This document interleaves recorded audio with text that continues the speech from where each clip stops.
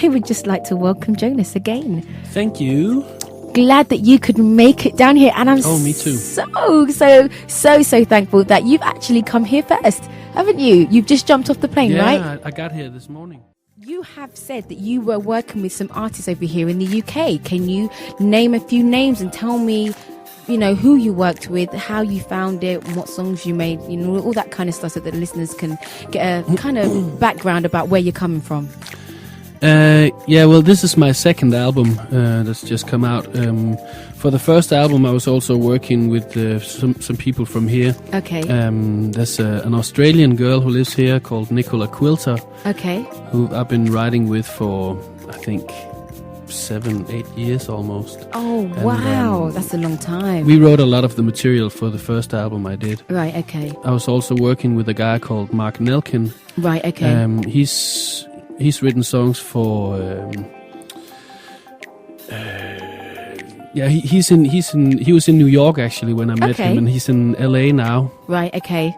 But he's been working with different UK acts and. Cool. And how did you find work? How is it co-writing with somebody? Because I know a lot of the listeners probably, some of them are musicians, some of them are not, and they don't understand the concept maybe of co-writing, or when somebody else writes a song for you. How did you find that whole experience in co-writing and writing with somebody else? I'm always involved in writing my own songs. I don't have people write songs for me, right. But I'm. I can sit down and write all my songs myself. Okay, cool. With a guitar or keyboard and do the production myself even. But wow, that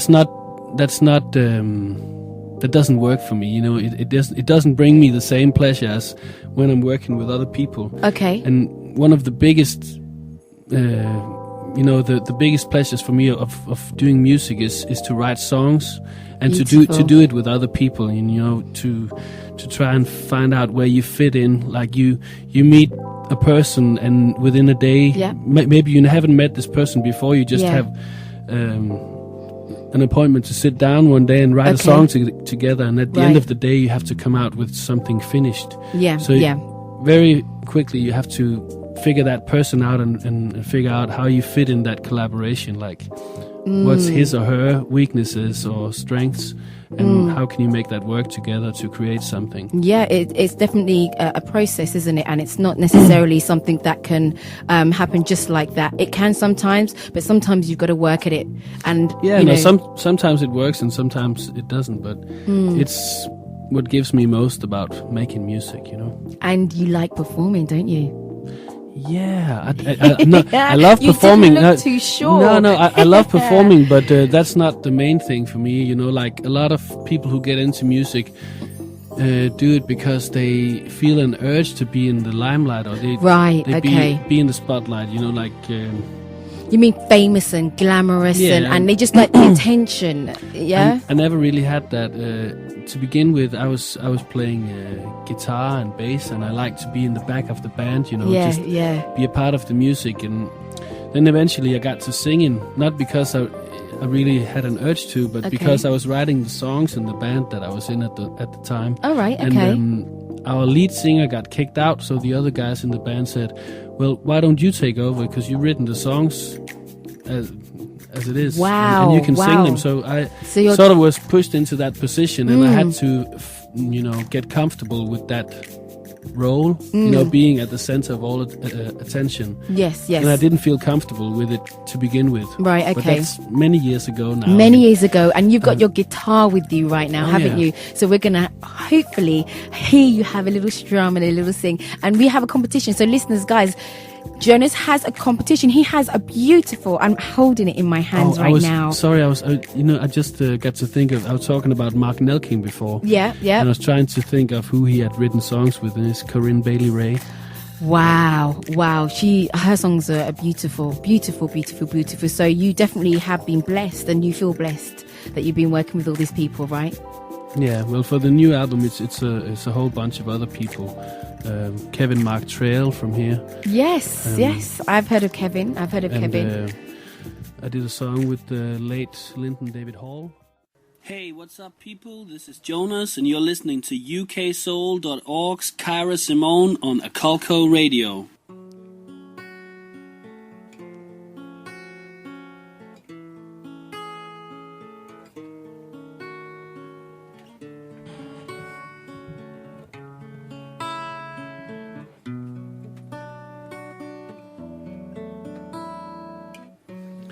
If I put down my bow and arrow, stop playing cowboys and Indians, would you stay, child? And if I stop the playful teasing, shed something I believed in, could I change your mind? Your mind whisper. I won't tell a soul. Tell me how you feel. Whisper, whisper, whisper. How did the album come about? What inspired you to do the album? Well, the songs have been written with many different songwriters, but the way we recorded the album was something that's always been in my thoughts and a dream of mine to try out, because I've always wanted to go in the studio with a full live band and try to record everything live. Wow. Like back in the days, like when everybody was round in Motown, right? Motown style. Yay. Actually, last year I just went to Motown with a group I was touring with, and we went to the Motown studios and amazing. Sort of just got a bit of that vibe. And in February this year, I sort of handpicked a team of musicians that I've been playing with and that are some of my biggest heroes. Amazing. That's they all said yes to recording this album with me, and we did everything in 3 days. Right. Okay. So it's sort of like I had some rules that had to be followed. Like they couldn't know any of the songs beforehand, so we just met up in the studio, and I sat down with an acoustic guitar and played them each song. Yeah. So they could sort of figure out the chords and, just the structure of the song. Right, and then we went straight into the studio and pressed record. And we did 3 or 4 takes of each song and just chose the best version. That's amazing. So kept, it's live. Kept everything, also the lead vocals and everything. So. Yeah, well, until now, the album has only been out in, physical form in Denmark. Okay. And, digitally there. But now it's out worldwide. Amazing. It's on iTunes and all the big digital distributors, and heavy. You can mail order the physical copy if you want on cdbaby.com. Okay. And give them your CD Baby, your full cdbaby.com address. It's just cdbaby.com / Jonas Soul. And we are so happy to have him here in the studio at UKSoul.org's radio show. And it's me, Kyra Simone. Thank you so much, Jonas, for coming in. Thank you for sharing with us the exclusive. Oh, you're welcome. Album. Thank you so much for having me. Oh, yes. Wicked album, sexy picture, sexy hat, sexy writing. And then we also have in there the CD, the albums for the competition winners, and also the DVD, the behind the scenes of making the album.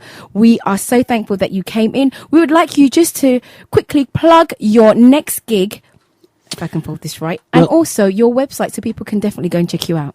Yeah, the website, that's easy. That's myspace.com / Jonas Soul. Cool. JONAS with one S. OUL. That's right. And I just arrived in London today. I'm here for a week, and Saturday I'm doing the official launch of my album worldwide. Cool. And it's here in UK. Yay! It's in London. It's Cobden Club. That's Cobden. Up in Notting Hill. Cool, area, cool. Ladbroke Grove. And they can find out all the details from your MySpace as well. Yes. Heavy. And the CD Baby. And it's not just going to be me on the night. There's a few other artists performing as well. And right. It's a showcase night called Sold Out. Okay, cool. But you are going to be the highlight of the evening, right? With your album. I don't know about that. Of course. Probably. Yeah. Just say it how it is. Thank you, Jonas, for coming in and sharing with us your music, your CDs and your albums. And we wish you the very, very best in all your future endeavors. And